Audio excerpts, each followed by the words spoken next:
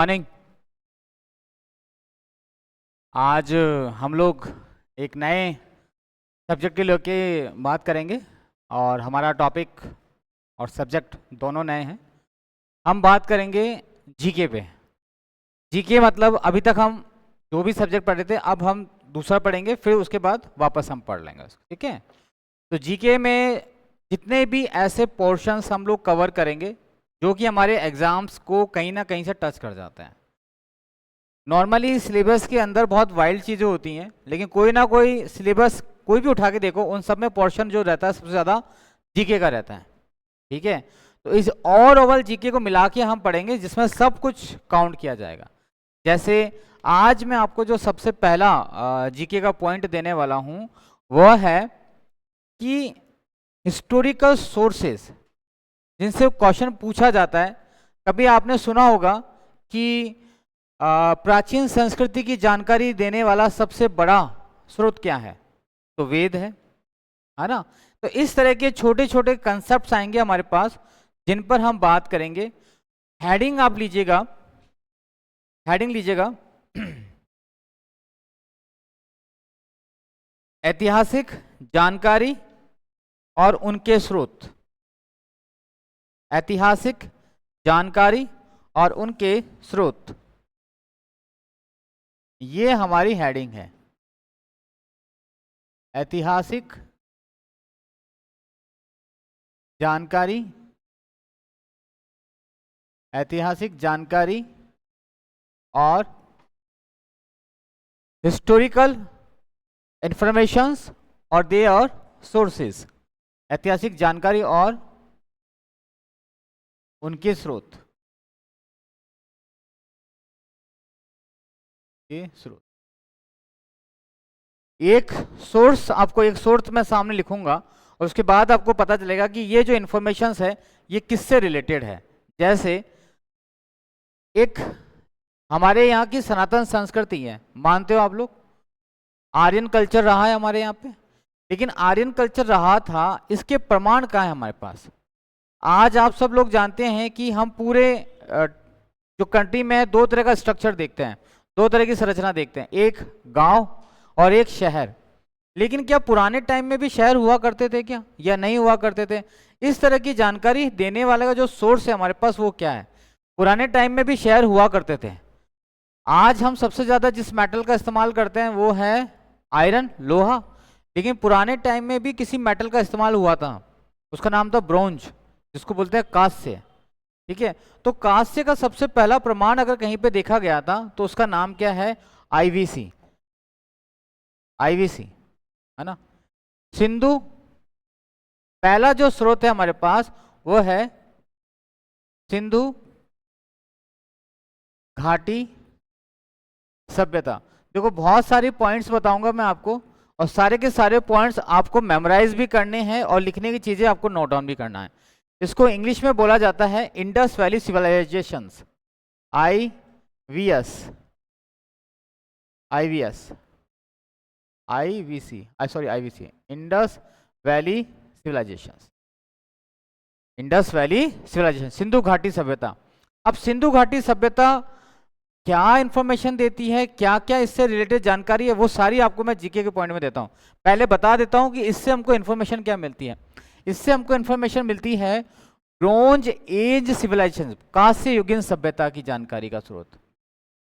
और यह है आपके एसएससी का क्वेश्चन है कि कांस्य युगीन मानी जाने वाली सबसे बड़ी सभ्यता कौन सी है? तो कौन सी है हमारे पास? आईवीसी, हाँ, कांस्य, the source of bronze age civilization, कांस्य युगीन सभ्यता का स्रोत, कांस्य युगीन सभ्यता का स्रोत, ठीक है। अब इसी पे मैं आपको मेन चीजें और बताता हूं। जैसे अगर बात की जाए आईवीसी की, आईवीसी का फुल फॉर्म क्या है? हाँ, सिंधु घाटी सभ्यता, है ना। सिंधु घाटी सभ्यता की खोज कहाँ हुई, कैसे हुई, किसने करी, ये सारे क्वेश्चन हमसे पूछे जाते हैं। नॉर्मली आपको याद रखना है इसकी खोज कब हुई है? 1952 के अंदर। करने वाला पर्सन कौन है? अमला नंद John Marshall, sorry, John Marshall. इसकी खोज किसने करी है? जॉन मार्शल ने करी है।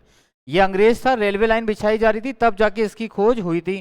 ठीक है, और इसका इंस्पेक्शंस करने वाला जो पहला व्यक्ति था उसका नाम था जॉन कनिंगम, जिसने बोला कि ये पूरी सभ्यता सिंधु नदी के किनारे बसी हुई है, इसीलिए इसको क्या बोला जाता है?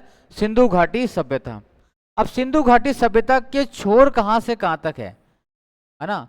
इसके नदर मोस्ट पॉइंट यानी उत्तरी बिंदु, दक्षिणी बिंदु, पश्चिमी बिंदु और पूर्वी बिंदु। अगर सब उत्तरी बिंदु की बात करें तो ये कहां पर आता है? ये आता है मांडा में। मांडा आता है near by bank of, sorry, near by located in the Jammu and Kashmir. फिर यहाँ पर अगर नदी का नाम पूछ लिया जाए तो नदी कौन सी लगेगी यहाँ पे? चिनाब। चिनाब नदी के किनारे इसका नदर्न पॉइंट है। फिर बात की जाए इसके पूर्वी दक्षिणी बिंदु का नाम, तो उसका नाम है दैमाबाद। दैमाबाद आता है महाराष्ट्र में, महाराष्ट्र में। ठीक है, और ये इस नदी का नाम पूछा जाए तो ये नदी है परवरा, और परवरा नदी को ही आज हम किसके नाम से जानते हैं? गोदावरी नदी के नाम से जानते हैं। ठीक है, इसी तरह से बात की जाए इसके ईस्टर्न पॉइंट की, तो इसका ईस्टर्न पॉइंट है आलमगीरपुर। आलमगीरपुर आता कहाँ है? मेरठ। मेरठ कहाँ आता है? यूपी में। और इस नदी का नाम पूछा जाए तो नदी का नाम है हिंडन नदी। हिंडन नदी के किनारे है। ठीक है, इसी तरह से अगर पश्चिमी पॉइंट की बात की जाए तो उसका नाम होता है सुतगेंडोर। सुतगेंडोर, और ये कहां पे आता है? बलूचिस्तान में आता है। ये आता है बलूचिस्तान यानी कि पाकिस्तान। पाकिस्तान का एक ऐसा एरिया बलूचिस्तान जो खुद मानता है कि मैं 1947 से इंडिपेंडेंट हूं, आजाद हूं। हाँ, हो गया था लेकिन उसको वापस इन्होंने कैप्चर कर लिया था। ठीक है, तो सिंधु घाटी सभ्यता पे बताने के लिए तो बहुत सारी चीजें आ जाती हैं, लेकिन मेन जो पॉइंट आते हैं ये है कि उसकी खोज करने वाला पर्सन कौन है, इसका उत्तरी बिंदु कौन है, दक्षिणी बिंदु कौन सा है, कौन सी नदी के किनारे है, पूर्वी। और फिर बात की जाए इसके आकार की, इसका ट्रायंगल शेप जो है हमको आकार मिलता है ये वाला ऐसा, और इसको बोला जाता है डायमंड शेप। सिंधु सभ्यता का आकार कैसा होता है? डायमंड शेप होता है। हीरे की संरचना के समान है सिंधु घाटी सभ्यता का आकार।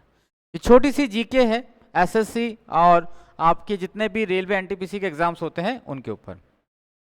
ठीक है, अगला जो आता है, सिंधु घाटी सभ्यता तो नष्ट हो गई किसके द्वारा? बाढ़ के द्वारा। फ्लोड आया, पानी ने पूरी जो शहरी सभ्यता की उसको पूरी तरह से नाश कर दिया।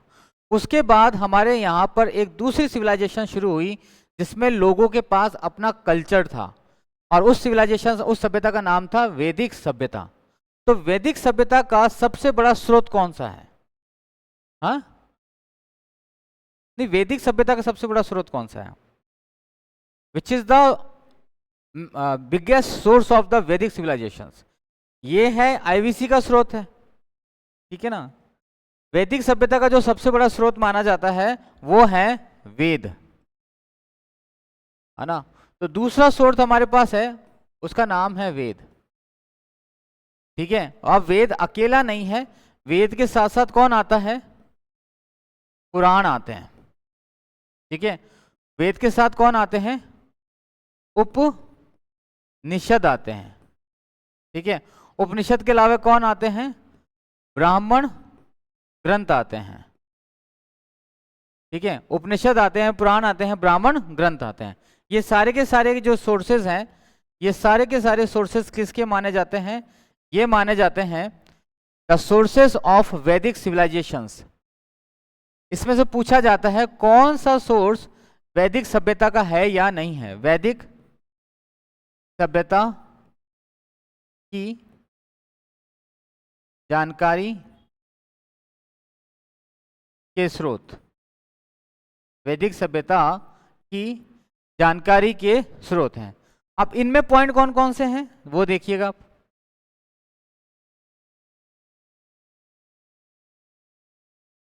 देखिए, अगर बात की जाए आपसे वेद के बारे में, तो वेद कितने हैं हमारे पास ये बताओ, है ना? वेद कितने हमारे पास? 4 हैं। ठीक है, बहुत बढ़िया। अगर बात की जाए आपसे पुराण, पुराण कितने हैं हमारे पास? बताओ जल्दी। अब ये पूछे जाते हैं, छोटे छोटे जीके के क्वेश्चन होते ही हैं कि भारतीय इतिहास में पुराणों की संख्या कितनी है। तो पुराणों की संख्या कितनी है? पुराणों की संख्या है 18। कितने पुराण माने जाते हैं? 18 पुराण माने जाते हैं। ठीक है, फिर पूछा जाता है कि उपनिषदों की संख्या कितनी है? उपनिषद, उपनिषदों की संख्या कितनी है? 108 है। 108 उपनिषद हैं। 108 में से केवल 13 जो हैं अभी तक हमारे पास एक्सेप्टेबल हैं, बाकी सबको मुस्लिम आक्रमणकारियों ने क्या कर दिया था? नष्ट कर दिया था। इसलिए उनके हमारे पास पुख्ता प्रमाण नहीं है। लेकिन हाँ, जो जो हमको एविडेंस मिलता है उसके अकॉर्डिंग हम पता लगा लेते हैं कि हमारे पास कितने उपनिषद हुआ करते थे। उपनिषद मतलब, इसका मतलब क्या होता है ये भी आपसे पूछा जाता है। इसका मतलब होता है गुरु के समीप बैठकर ज्ञान अर्जन करना। गुरु के समीप बैठकर ज्ञान अर्जन करना, उसी का मतलब होता है उपनिषद। ब्राह्मण और क्या थे आपके पास? वेद थे, उपनिषद थे, और क्या थे? है ना, ब्राह्मण थे। इसके अलावा और बोला जाता है तो आरण्यक। अब पुराणों में बोला जाए 18 पुराणों के अंदर सबसे पुराना कौन सा है? विच इज द एशियंट, सबसे पुराना है किसी को याद? सबसे प्राचीन पुराण, सबसे प्राचीन पुराण, तो सबसे प्राचीन पुराण है हमारे पास मत्स्य पुराण। हाँ, ये वही है, मत्स्य पुराण। इसी तरह से एक पुराण आता है जिसका नाम आता है वायु पुराण, विष्णु पुराण, ठीक है, शिव पुराण। आपने नाम सुने होंगे, ये सारे छोटे छोटे पुराण होते हैं। वेदों की बात करें तो वेदों की बात करने से पहले आपको कुछ चीज समझनी पड़ेगी।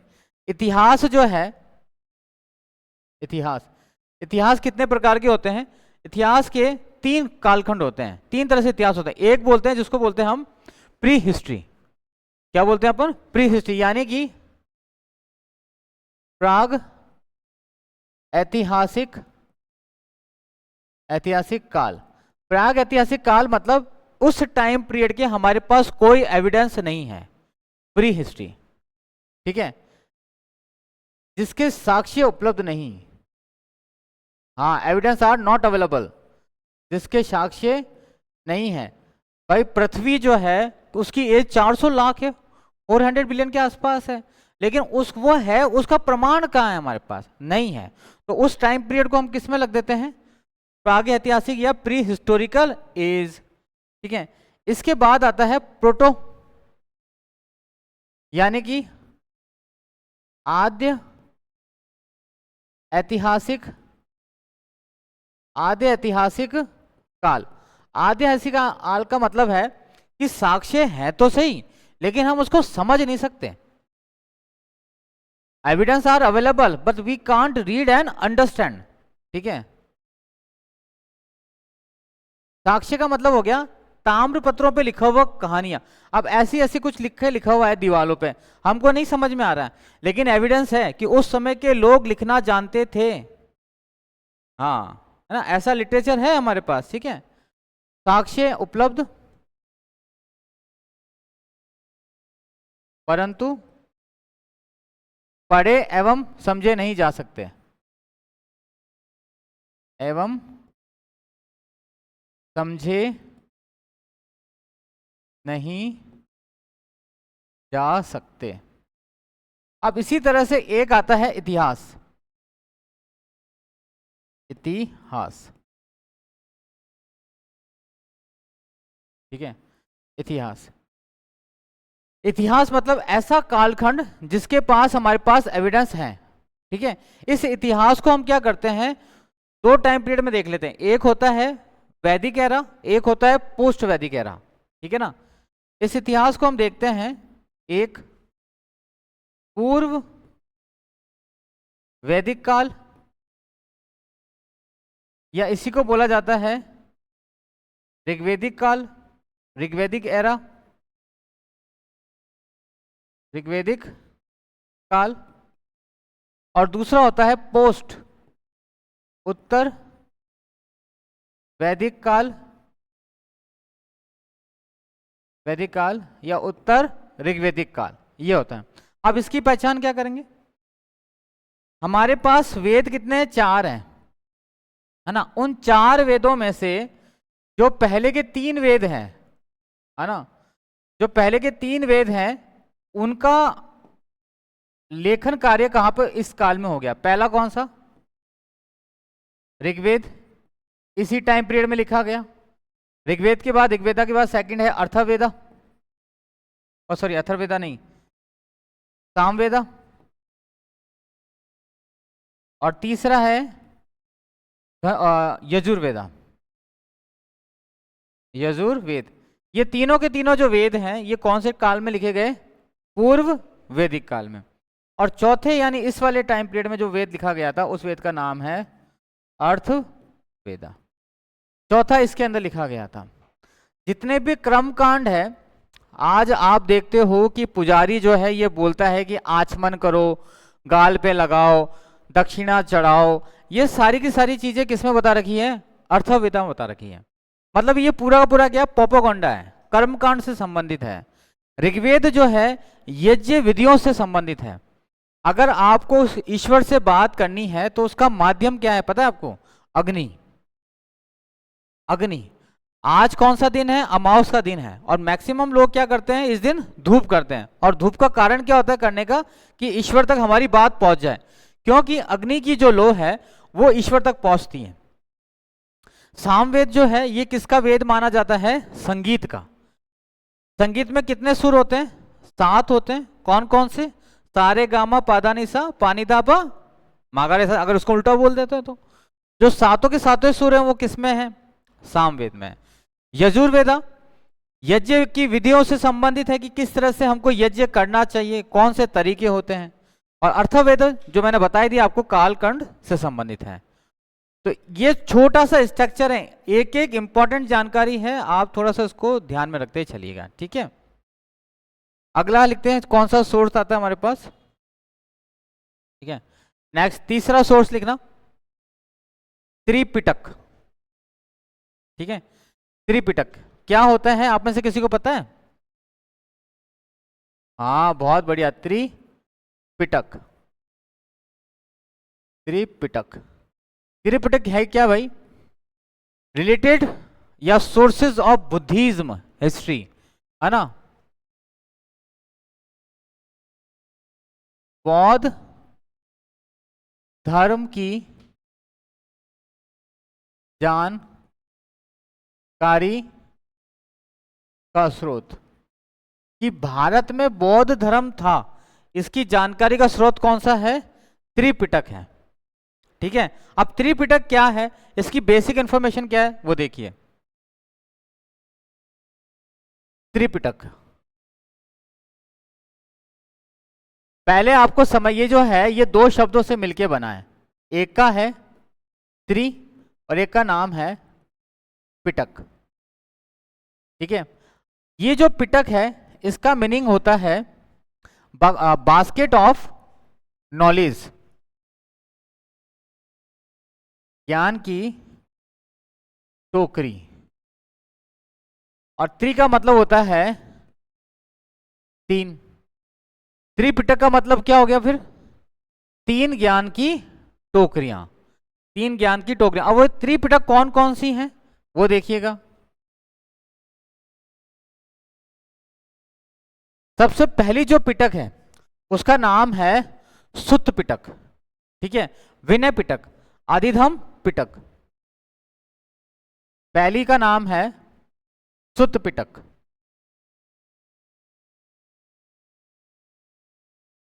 सुत्त पिटक। दूसरी का नाम है आदिधम, आदिधम पिटक। और तीसरी का नाम है विनय पिटक।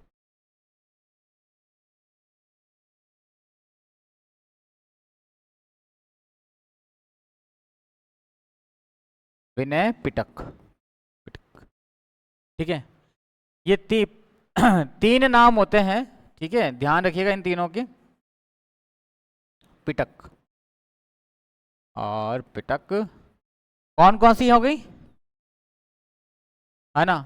अब शुद्ध पिटक क्या है, इसके अंदर क्या लिखा गया है भाई, ये कोई बकेट थोड़े ना है, एक बुक है, एक टेक्स्ट है, और इसमें क्या लिखा गया है, बौद्ध धर्म की शिक्षाएं, लिटरेसी ऑफ बुद्धिज्म, बौद्ध धर्म की शिक्षाएं, कि बौद्ध धर्म है क्या, कहां से पबजा, ये सारी चीज। आदिधम्म पिटक में क्या है, उपदेश, speeches of the Buddhism monk, बौद्ध भिक्षुओं के उपदेश या बुद्धिज्म के उपदेश, ठीक है। और विनय पिटक में क्या है, rules and regulations of the Buddhism, हाँ, नॉर्म्स, बौद्ध धर्म के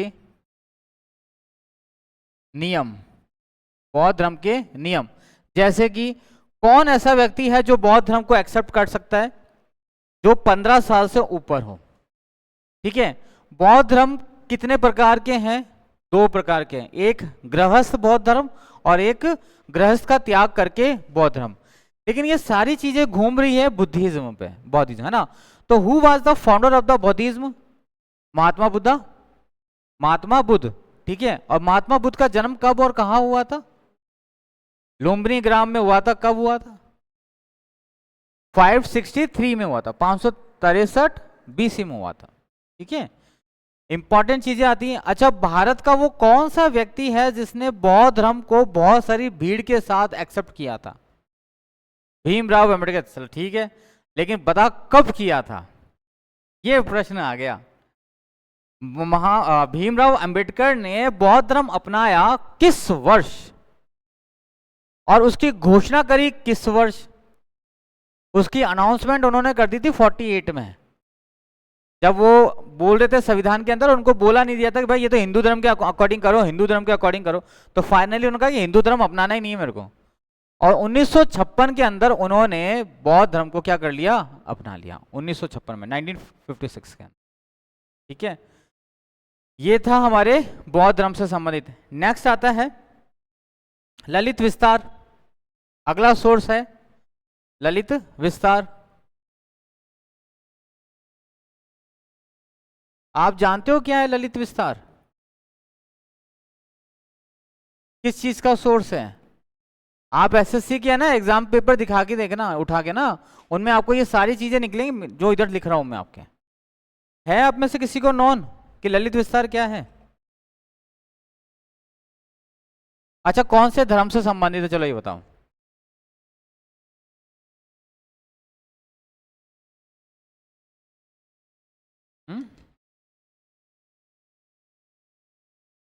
इट इज बायोग्राफी ऑफ महात्मा बुद्धा, है ना,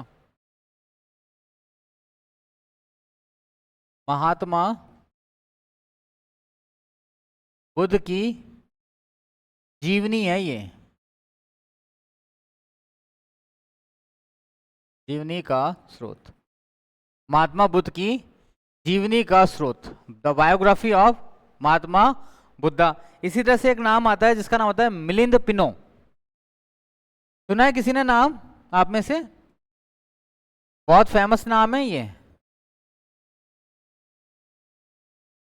मिलिंद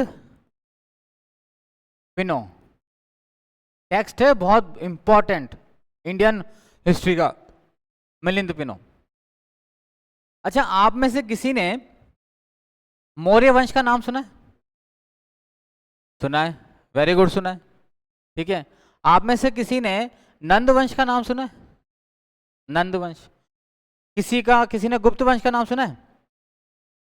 ये सारे वंशों के नाम जो मैंने अभी तक लिए हैं, ये भारत में ही राज करते थे, यानी कि ये इंडिया में ही ओरिजिनेट हुए थे और यहीं पे राज करते थे, ठीक है। लेकिन 3 जातियां ऐसी थी जो विदेशी जातियां थी, हमारे यहाँ पे नहीं थी, वो बाहर से आई थी। उसमें एक का नाम था इंडो ग्रीक, इंडो यूनानी, दूसरे का नाम था शक, तीसरे का नाम था कुषाण। ये तीनों क्या थे, बाहर से आए थे। इंडो ग्रीक यानी कि अरेबियन वाले कंट्री, टर्की वाले एरिया से आए हुए लोग, ठीक है, ग्रीकी जो लोग थे, जब वो लोग यहाँ पर आए थे तो उनमें एक शासक था और उसका नाम था मिनांडर। मिनांडर इतना खतरनाक योद्धा था, बहुत ही डेंजरस योद्धा, नाटा सा था, हाइट में बहुत कम था उसकी, लेकिन उसकी तलवारबाजी जो थी बहुत अच्छी चलती थी। तो मिनांडर और हमारे यहाँ पर एक फिलोसफी के फादर हैं, उस फिलोसफी का नाम है शून्य फिलोसफी यानी शून्यवाद, और शून्यवाद को देने वाला जो व्यक्ति है उसका नाम है नागार्जुन। उन दोनों के बीच में जो बातचीत हो रही थी, यानी उसके का नाम है मिलिंद पिनो, और यहाँ पे पूछे जाते हैं सवाल और जवाब कि आत्मा क्या है, जीव क्या है, जीव दया क्या है, दृष्टि क्या है। अभी आपको बोलो कि दृष्टि क्या है तो आप साफ बोल दो कि देखना, है ना, लेकिन फिलोसफी में दृष्टि का मतलब केवल देखना नहीं है। फिलोसफी में दृष्टि का मतलब होता है वो चीज भी देख लेना जो नहीं दिखाई दे रही है। अब तुम एक्सरे करने लग जाते हो तो वो बात अलग है, जो चीज दिख नहीं रही हो तुम उसको भी देख रहे हो, लेकिन यहाँ पे बात की जा रही है सूक्ष्म दृष्टि की। सूक्ष्म दृष्टि की मतलब आप कण कण में बसे हुआ जो ईश्वर का अंग है उसको आप पहचानो। जैसे कोई साधु महात्मा होते हैं तो वो छोटी बच्चियां होती हैं उनको भी क्या बोलते हैं, वो देवी बोल देते हैं, शक्ति का रूप बोल देते हैं। हम लोग तो बोलते ही नहीं क्योंकि हम तो शक्ति के देवता हैं, है ना, हम लोग नहीं बोलते कि वो बोल देते हैं। अब वो क्या करते हैं, वो सूक्ष्म दृष्टि को अपनाने की कोशिश करते हैं। तो इसके अंदर क्या है वो लिखिएगा, मिनांडर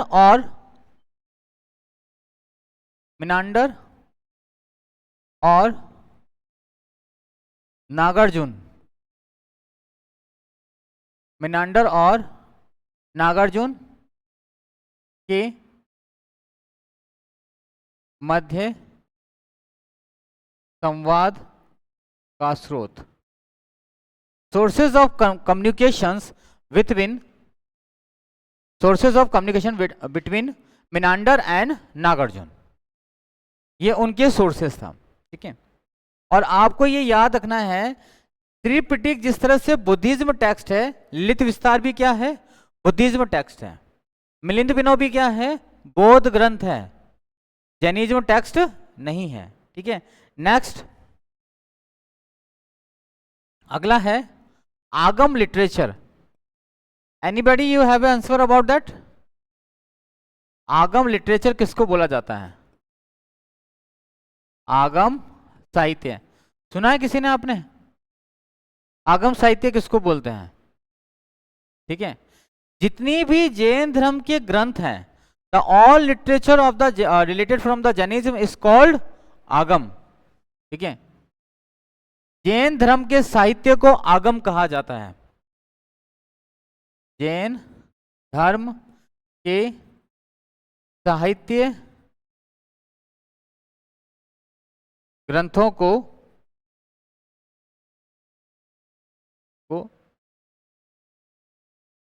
कहा जाता है। जितना भी जैनिज्म लिटरेचर होता है उन सबको एक जगह इकट्ठा कर दिया जाएगा तो उसको ग्रुप में क्या बोला जाएगा? आगम बोला जाएगा। इसी आगम से एक टेक्निक बनती है, एक मेथड बनता है जिसको बोलते हैं आगमनात्मक, मतलब कि जिसमें सबसे पहले आपको समझाया जाता है उसके बाद नियम बताया जाता है। एक पद्धति होती है जिसको बोलते हैं निगमनात्मक, जिसमें पहले नियम समझाए जाते हैं और फिर तरीके समझाए जाते हैं। छोटी छोटी चीजें हैं, देखिएगा। नेक्स्ट है कुछ टेक्स्ट हैं जो हमको किससे बताते हैं, जैसे टेक्स्ट का नाम लिखना। एक है मुद्रा राक्षस, मुद्रा राक्षस, मुद्रा राक्षस, जानते हो मुद्रा राक्षस? विशाखा दत्त की है, बहुत बढ़िया, ठीक है। एक और है जिसका नाम है अर्थ शास्त्र, है ना, अर्थशास्त्र, ठीक है। और एक और है जिसका नाम है इंडिका, इंडिका। ये इंडिका कार नहीं है भाई, किसका नाम है? इंडिका नाम किसी पर्सन का थोड़ा ना है। हाँ, ये हाँ बिल्कुल है, सही कह रहे हो, लेकिन सोर्स क्या है, इससे पता क्या चल रहा है इन तीनों से? इन तीनों में एक ही चीज कॉमन है, मतलब जो चीज हमको मुद्रा राक्षस में मिल रही है वही चीज हमको अर्थशास्त्र में मिल रही है, और वही चीज जो है हमको इंडिका में भी मिल रही है। तो वो चीज है क्या, वो जानना चाह रहा हूं मैं। तो तीनों में कॉमन चीज है, तीनों में कॉमन चीज है। इसीलिए फिर क्वेश्चन बनता है which is are different in the following, इनमें से कौन भिन्न है? तो तीन नाम तो ये लिखे हुए होते हैं और चौथा नाम कोई और लिखा हुआ होता है। क्या भाई सूरज, क्या लगता है, रोशनी डालेगा इस पे थोड़ी? तुम वहां पे तो डाल ही रहा, तू दुनिया पे यहाँ पे भी डाल दे। हाँ भाई पवन, विनोद, दीपू, कुशाल, क्या चीज कॉमन है इन तीनों में? सुमिता, सुनीता ना, सुनीता नाम है ना? सरिता, अच्छा नाम सरिता हो गया, सू से स हो गया। अच्छा, क्या चीज कॉमन है भाई, बताओ तो सही। रजनीश साहब, रजनीश द चीफ, क्या कॉमन क्या है इनमें? तीनों में कॉमन है एक चीज, उसके बाद में बहुत डिटेल में बात करूंगा आपसे। ये तीनों की तीनों जो चीजें हैं एक डायनेस्टी के बारे में हमको बहुत ज्यादा ऑथेंटिक इंफॉर्मेशन देते हैं। उसके है मौर्यन डायनेस्टी, बहुत बढ़िया। मौर्य वंश की जानकारी का, the sources of Mauryan dynasty, जानकारी का स्रोत, सबसे बड़े स्रोत माने जाते हैं ये। ठीक है, अब इनमें एक एक चीज को देखो आप कैसे समझ सकते हो। ये लिख लिया आपने?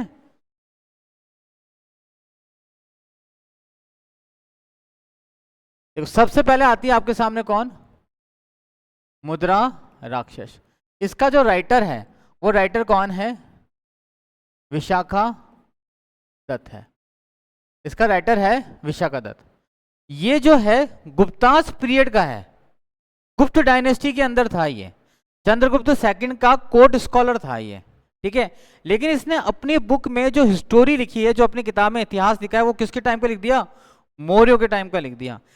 क्योंकि मौर्याज जो थे वो उस समय बहुत ज्यादा पॉपुलर थे। मौर्याज यानी मौर्य, जो मगध पर, जो 16 महाजनपदों में सबसे बड़ा महाजनपद माना जाता है, और भारत पर राज करने वाला सबसे बड़ा परिवार जो है वो मौर्य वंश ही है।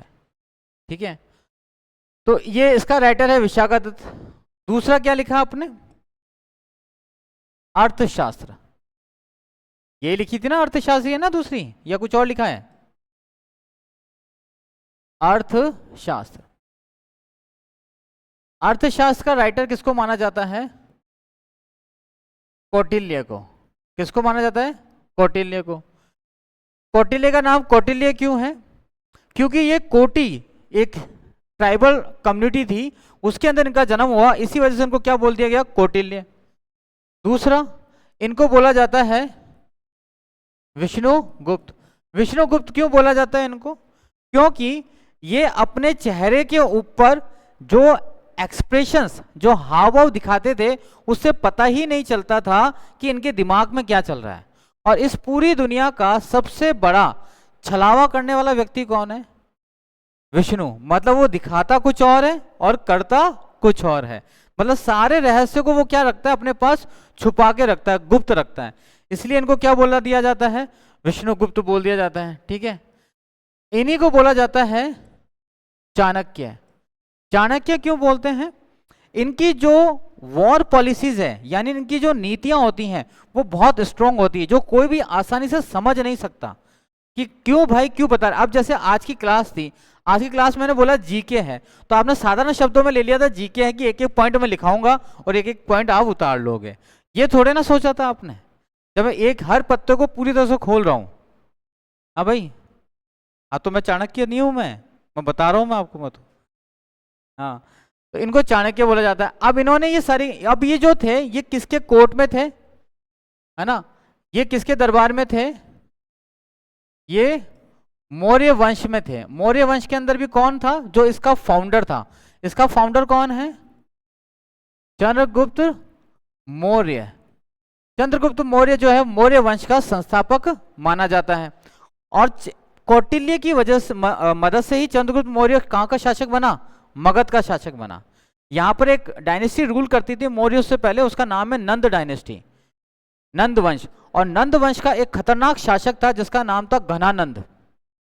घनानंद अपने बाप महापद्म नंद के 108 बेटों में से एक था। 108 बेटों में से एक था। है? मगध कहाँ आता है? आज जिसको आप बिहार बोलते हो वो उस समय मगध था, 16 महाजनपदों में सबसे बड़ा। तो वहां पर इसी दौरान 323 के टाइम पर एक विदेशी आक्रमणकारी हमारे पास आ रहा था जिसका नाम था अलेक्जेंडर, जिसको आप सिकंदर के नाम से जानते हो। किसके नाम से जानते हो? सिकंदर के नाम से। उस आक्रमण की सूचना ये जो कौटिल्य साहब है, विष्णुगुप्त जो है तक्षशिला में थे, अफगानिस्तान वाले एरिया में, ये वहां के राजा को बताने आते हैं जिनका नाम है घनानंद जी। ठीक है? और घनानंद जी इस समय नाच गाना और दारू पीने में मस्त है। तो ये कहते हैं भैया ये सब बंद कर, वो आ रहा है, वो हमको काट देगा मार देगा। तो घनानंद को लगा ये तो पागल हो गया है, मेरे इंजॉयमेंट में खलन मार रहा है, भाई बाहर निकालो उस कालिया को। वो बहुत काले थे, तो लोगों ने उसके बालों को पकड़ कर क्या कर दिया, दरबार से बाहर निकाल दिया। इस अपमान से वो बहुत ज्यादा जो है निराश हो गए और उन्होंने अपनी जटाओं को खोले रखा और कहा कि जब तक मैं घनानंद के वंश को पूरी तरह से नाश नहीं कर देता तब तक मैं अपने बालों को नहीं मारूंगा। लेकिन अभी इस समय उनके सामने प्रश्न था घनानंद को जान से मारने का नहीं, मगध की प्रजा की रक्षा करना। किससे? सिकंदर से। क्योंकि सिकंदर जो आ रहा था वो सबको क्या आ रहा था, मारता काटता हुआ आ रहा था। अब रक्षा करे कैसे, इसी सोच विचार में वो आगे जाते हैं। तो रास्ते में उनको दिखता है चंद्रगुप्त। चंद्रगुप्त दिखता है और चंद्रगुप्त जो है वो एक टीले पे डिसीजन पावर दे रहा होता है, एक राजा की जैसे न्याय करता है। तो विष्णुगुप्त को लगता है कि यही जो व्यक्ति है जो इस मगध की प्रजा की रक्षा कर सकता है और मुझे भी क्या करेगा, सम्मान और न्याय वापस दिलाएगा। तो चंद्रगुप्त की मदद से वो सेल्यूकस निकेटर उसका नाम सिकंदर जो होता है के साथ एक योजना बनाते हैं उनके लिए, जिसकी वजह से सिकंदर की सेना वापस लौट जाती है। अब ये पूरी इंस्क्रिप्शन तो मैं आपको पूरी लड़ाई में बता सकता हूँ, जो कि लड़ाई में पूरे सोर्सेस रुक जाएंगे। दूसरी बार चंद्रगुप्त मौर्य की एक छोटी सी सेना चंद्रगुप्त मौर्य को विष्णुगुप्त घनानंद की सेना में भेजते हैं, जहां पे वो सारी टेक्निक सीख जाता है कि घनानंद की वीकनेस कौन कौन सी है। ये सारी चीज चंद्रगुप्त विष्णुगुप्त को बताता है और फाइनली एक छोटी सी सेना लेकर घनानंद के ऊपर अटैक कर देते हैं और घनानंद के पूरे समूल को क्या कर देते हैं, नाश कर देते हैं।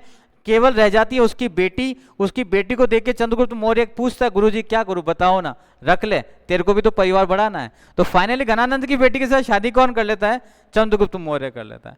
और इसी दौरान कौटिल्य क्या जाने लगते हैं कि भाई अब मैंने तेरे को मेरा सम्मान वापस मिल गया है, अब तू ये मगध संभाल, मैं जाता हूं।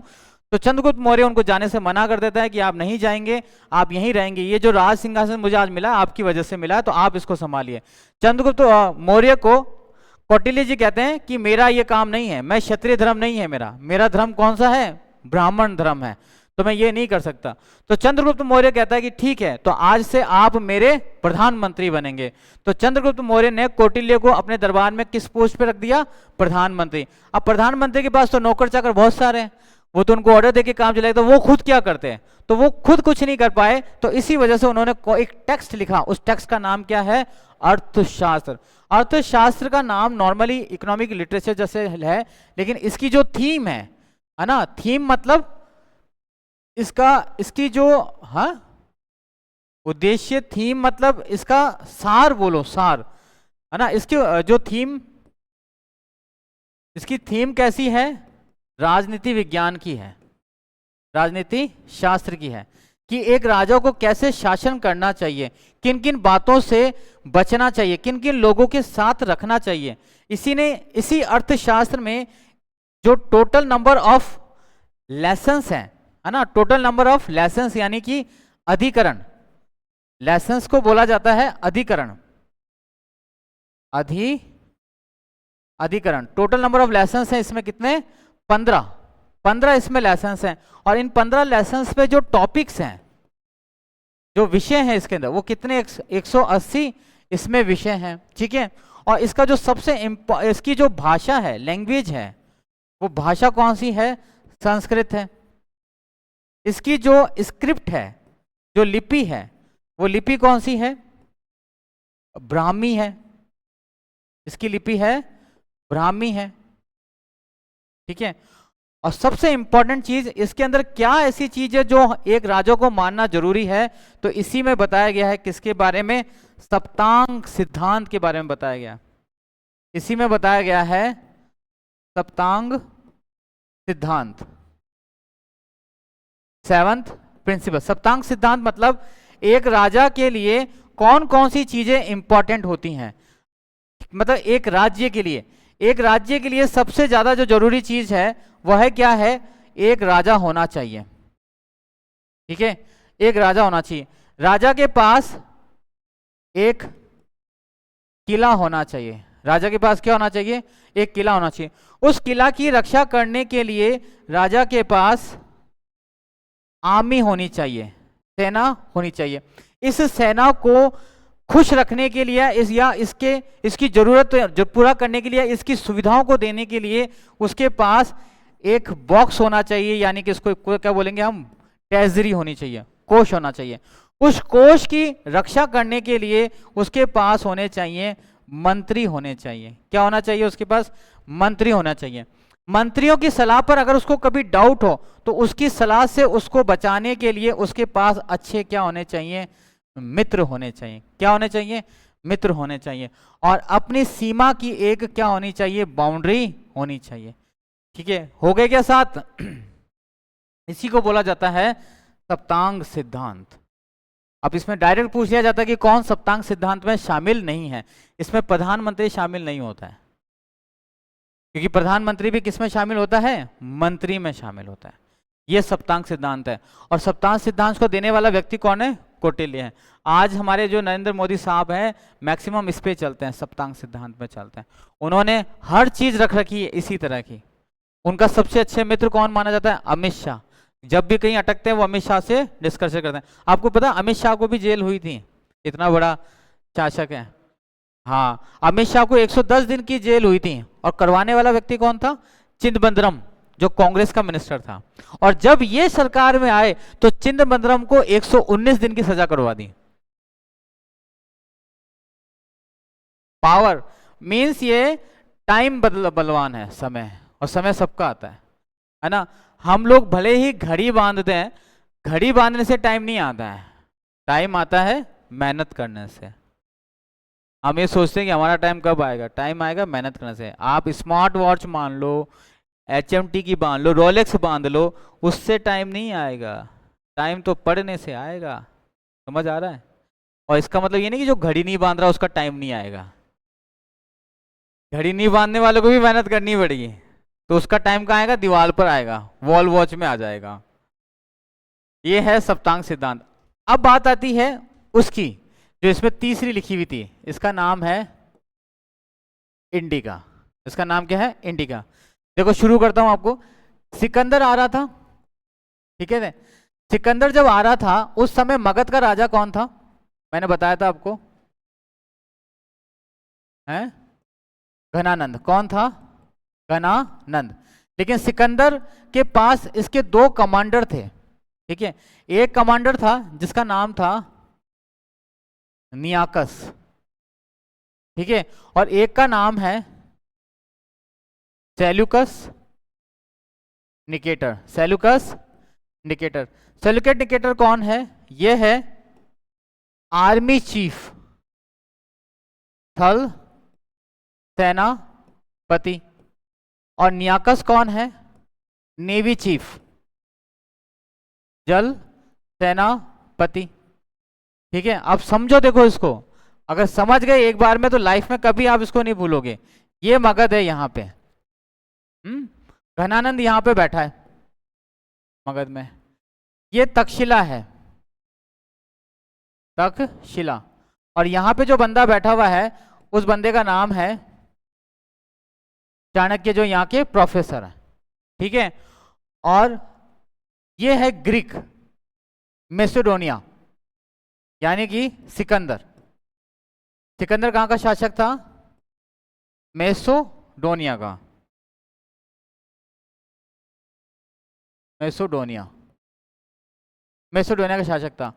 और अफगानिस्तान से बिहार की तरफ आने में आपको एक नदी के पार करना पड़ेगा, उस नदी का नाम है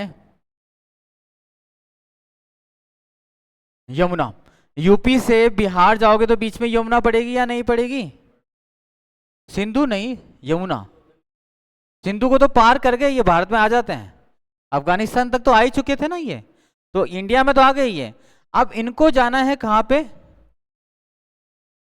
हाँ, सिंधु, रावी नदी के व्यास, सॉरी व्यास है ना, इसकी यमुना, यमुना के साथ साथ एक और नदी पड़ती है यहाँ पे, उसका नाम है व्यास। ठीक है, व्यास। यहां पर इनको एक नदी पार करनी थी, उस नदी का नाम था व्यास। इस व्यास नदी को पार करना था। सिकंदर अपनी आर्मी को कहता है कि भाई तुम पार करो। पार कौन सी, किसकी आर्मी करेगी? इसने आदेश दे दिया, लेकिन इस सेना को रोकना कौन चाह रहा है? चाणक्य। चाणक्य की बात किसने इग्नोर कर दी? घनानंद कर दी। तो चाणक्य ने मदद किसकी ली, याद करो? चंद्रगुप्त की मदद ली। मौर्य मत बोलो अभी उसको ना, चंद्रगुप्त की। किसकी मदद ली? चंद्रगुप्त की।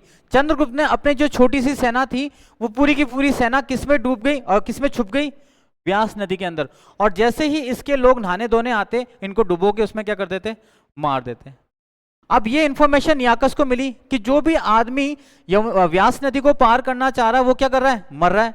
उसी समय ये जो हमारे चाणक्य हैं, पंडित के वेश में जाते हैं और उनसे पूछ लिया जाता है कि भाई बताओ ये क्या हो रहा है, हम जो भी पार करना चाहते हैं मर जाता है। तो चाणक्य उसको कहते हैं कि ये जो नदी है ये शापित है, इसको जो भी पार करेगा वो क्या हो जाएगा? मर जाएगा। अब डर कौन गए?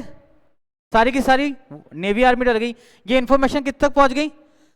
नियाकस तक पहुंच गई। नियाकस ने सिकंदर को बोला कि भाई साहब हम आगे नहीं जाएंगे, आपको जाना तो आप जाओ। सिकंदर क्या कर रहा है? भाई बाप चल यार थोड़ी सी दूर और बाकी नहीं, क्योंकि कमांडर अपने आप में क्या होता है? एक चीफ होता है, उसके साथ बहुत बड़ी सेना है। इस सेनापतियों के बिना ये क्या है? कुछ ही नहीं है, अकेला है। अगर ये सेना चाहे तो इसको मार के पूरा एक्सेप्ट कर सकती थी ना। तो सिकंदर को इसकी बात क्या करनी पड़ी? माननी पड़ी। ये बात पता चल गई किसको? सेल्यूकस को। सेल्यूकस ने बोला अरे कुछ नहीं होता, मरना वरना चलो हम चलते हैं। उसने बोला तेरे को जाना तू जा, लेकिन इनको आता तैरना नहीं आता, क्योंकि ये कौन है? आर्मी है, और आर्मी नेवी का काम थोड़ा ना करेगी, आर्मी वाली तो आर्मी वाले काम करेगी। फाइनली सिकंदर कहता है चलो चलते हैं अपन तो वापस। रास्ते में जाते हुए इनको मिलती है बहुत तेज गर्मी, ठीक है, और उसी दौरान, गर्मी के दौरान सिकंदर की क्या हो जाती है? 322 के आसपास इसकी क्या हो जाती है? डेथ हो जाती है। डेथ होने के बाद इन दोनों में सीनियर कौन था? नियाकस। तो मिसोडोनिया का अगला शासक कौन बन गया? नियाकस। नियाकस को उस समय शासक बनने के बाद याद आया कि मेरे अगेंस्ट कौन गया था, जो भिड़का था किसको? सिकंदर को भिड़का था। कहा कि उसने उसको बोला निकल ले यहाँ सब, तू तेरे को जाना नहीं, यमुना पार करनी है तेरे को, व्यास पार करनी, निकल अब यहाँ से। सेल्यूकस निकेटर को कहा कि अब घर तो है नहीं, मरना तो है ही, चलो वापस उधर ही चलते हैं। तो सेल्यूकस निकेटर वापस आता है, लेकिन इस समय मगध का शासक कौन है? अब चंद्रगुप्त है। और चंद्रगुप्त के पास में जो डायमंड हीरा है वो कौन है? चाणक्य है। तो चाणक्य इसको कहता है कि उसको आगे आने दो, जितना आ रहा आने दो। तो इसकी सेना पूरी व्यास नदी को पार कर लेती है, और पार करने के बाद यहां आ जाती है इस मैदान में। गंगा यमुना का मैदान है, और जून गर्मी के बाद मौसम कौन सा आता है? बारिश का। और यहां पे बहुत तेज बारिश होती है, आप जानते हो। सोम नदी बिहार का शोक, दामोदर बंगाल का शोक, कोसी नदी बिहार का शोक बोला जाता है। इन नदियों में बहुत सारा पानी आया और यहाँ पे क्या हो गया? दलदल बन गया। अब ये जो लोग आए थे, ये आए थे किसके ऊपर?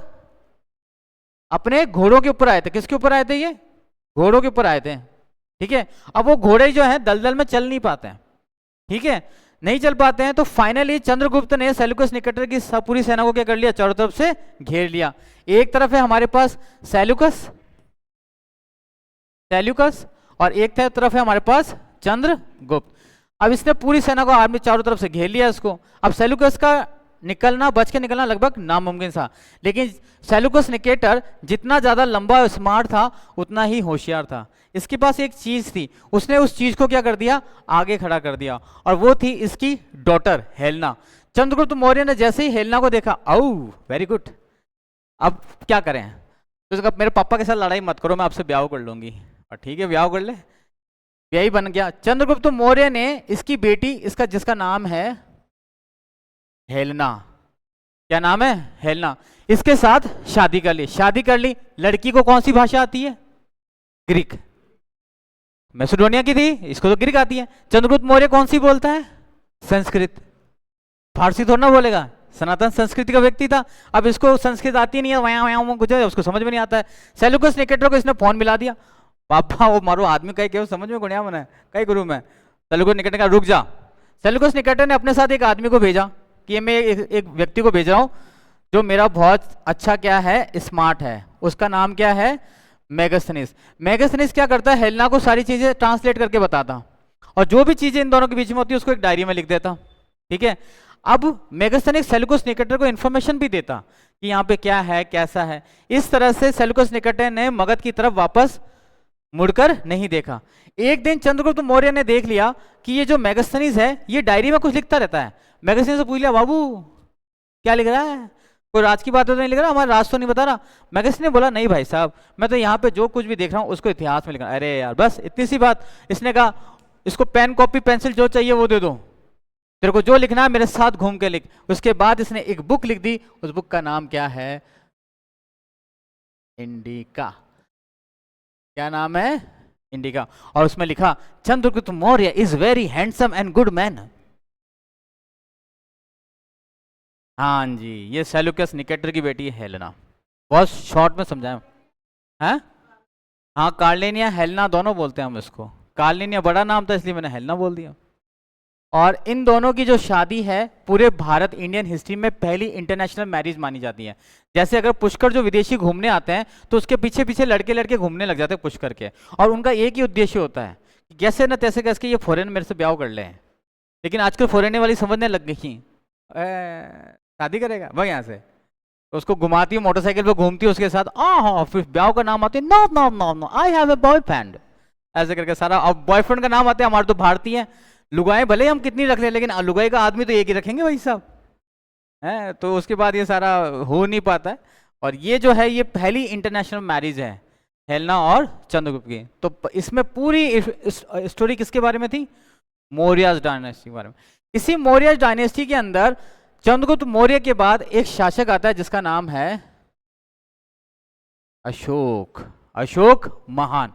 हालांकि इससे पहले बिंदुसार भी आता है, बिंदुसार का ही बेटा है, 100वां बेटा है ये बिंदुसार का, अशोक। और अशोक ने जम्मू कश्मीर में एक नगर बसाया था, उस नगर का याद रखना है आपको, जिसका नाम क्या है? श्रीनगर। और श्रीनगर कौन सी नदी के किनारे है? झेलम नदी के किनारे है। झेलम नदी, झेलम नदी के किनारे श्रीनगर बसा हुआ है। बहुत अच्छा सा कंसेप्ट चलता है कि कैसे बसा ये सारी चीजें। ठीक है। अगला सोर्स और लिखो, एक सोर्स और लिखना। ठीक है। गुप्त डायनेस्टी, एक सोर्स और लिखो, गुप्त डायनेस्टी। गुप्त डायनेस्टी हमें किसके बारे में बताती है? ठीक है। अगला है गुप्त वंश, है ना। गुप्त वंश क्यों इंपॉर्टेंट है भाई? क्यों? बहुत सारी चीजें आती हैं गुप्ता डायनेस्टी से, मैं बताऊंगा आपको। लेकिन फिलहाल ये है कि इससे कौन सी ऐसी इंफॉर्मेशन मिल रही है जो बाकी किसी से नहीं मिल रही है। तो आप कॉइन जानते हो ना, सिक्के जानते हो? हैं? हाँ, इन्होंने ही गोल्ड कॉइन्स को इंट्रोड्यूस किया था। ठीक है। सबसे पहले सोने के सिक्के चलाने वाले हैं कुषाण। लेकिन वो उन्होंने तो प्योर चलाए थे। इन्होंने मिला, सबसे पहले इंट्रोड्यूस किए थे गोल्ड कॉइन्स ना। हाँ, उन्होंने मिक्स करके उन्होंने प्योर चलाए थे, इन्होंने प्योर नहीं चलाए थे, क्योंकि इससे पहले कुषाण आ चुके थे, है ना। तो उन्होंने उनके चक्कर में इन्होंने चलाए, लेकिन वो सोने के सिक्के थे सबसे पहले। फर्स्ट ऑफ ऑल और introduce gold coin in India. सबसे पहले सोने के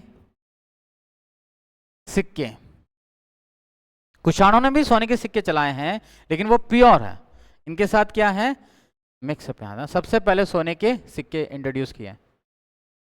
सोने के सिक्के हो सकते हैं क्या, पहले तो ये बताओ। जिनको आज आप अशरफियों के नाम से जानते हो वही है सोने के सिक्के। ठीक है। गुप्त डायनेस्टी बहुत इंपॉर्टेंट है, सोने के सिक्के भी बहुत इंपॉर्टेंट है। देखो, अगर बात की जाए सिक्कों के बारे में ऑल ओवर इंडिया में, तो सबसे पहले जो हमारे यहाँ पे सिक्के चलते थे वो कौन सी कॉइन होती थी? सैल खड़ी।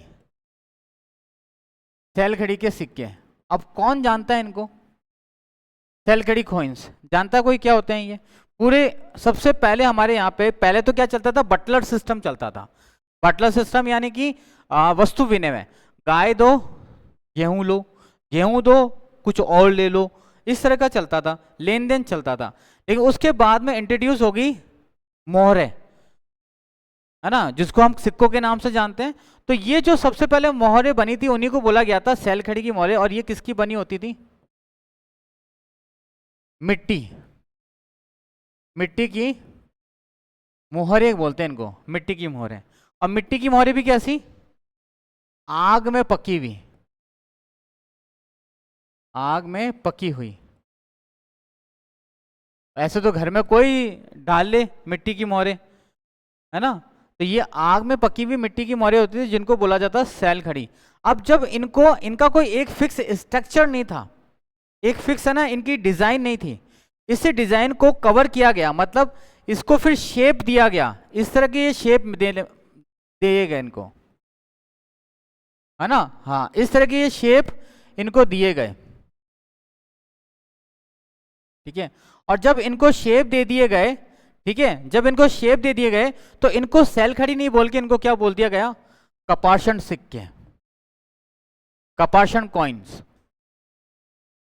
कपाषण, कपाषण सिक्के। कपाषण सिक्के भी मिट्टी के ही होते हैं, बट ये क्या होते हैं? पर्टिकुलर में एक शेप में होते हैं, एक पर्टिकुलर आकार के अंदर होते हैं। जबकि सैलखड़ी की जो मोहरें होती हैं इनका पर्टिकुलर कोई भी आकार नहीं होता है, ठीक है। समझ आ रहा है मेरी क्लास को? आप में से कौन कौन है जो मुझे कल नजर नहीं आने वाला है कोई ऐसा महानुभव? समझ आ रहा है? सरिता समझ में आ रहा है? अभिजीत? तो ये क्लास हमारे अभी कंटिन्यू चलेगी, इसी के अंदर कुछ हम और नई चीजों के बारे में आपसे बात करेंगे। कोई डाउट हो तो पूछ लो। बिल्कुल, लेकिन पत्थर का इस्तेमाल उसमें कम किया जाता था, ज्यादा मिट्टी का इस्तेमाल किया जाता था।